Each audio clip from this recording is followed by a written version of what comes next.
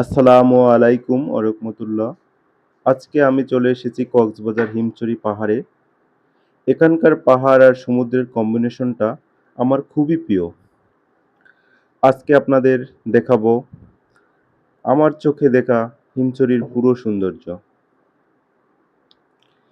হিমছড়িতে ঢুকতেই চারপাশে সবুজ গাছ আর পাহাড়ি পথ মনটা শান্ত করে দেয়।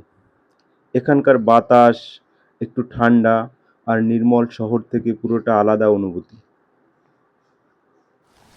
এখানকার ছোট ছোট ঝর্ণাগুলো জায়গাটাকে আরো সুন্দর করে তোলে।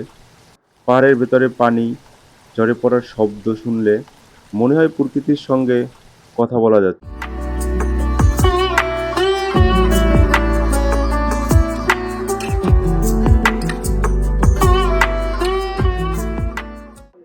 প্রিয় দর্শক, উপরে ওঠার পথটা একটু লম্বা, কিন্তু প্রতিটা ধাপ ওঠার পরে এমন দৃশ্য দেখা যায় যা পরাণ জুড়িয়ে যায়।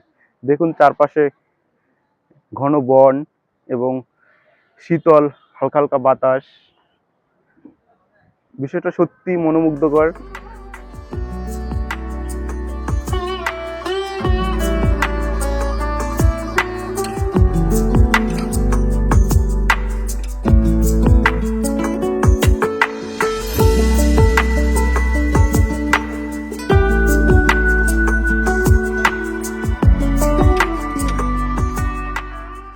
এখানে বসে থাকলে মনে হয় যে দুনিয়ার সব দুশ্চিন্তা ভুলে থাকা যায়।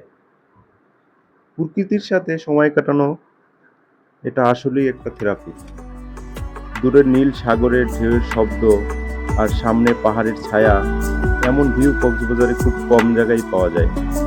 বিশেষ করে বিকেলের সময় সূর্যের আলো পানিতে পড়লে রংটা আরো সুন্দর লাগে।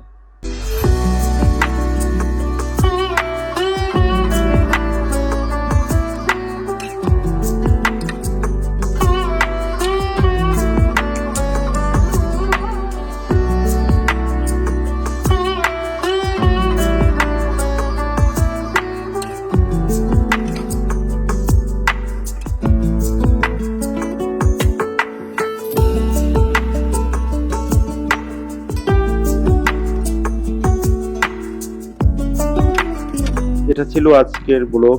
হিমছড়ি পাহাড় আর সাগর, এই দুইয়ের মিলনটা কক্সবাজারকে আরো বিশেষ করে তোলে।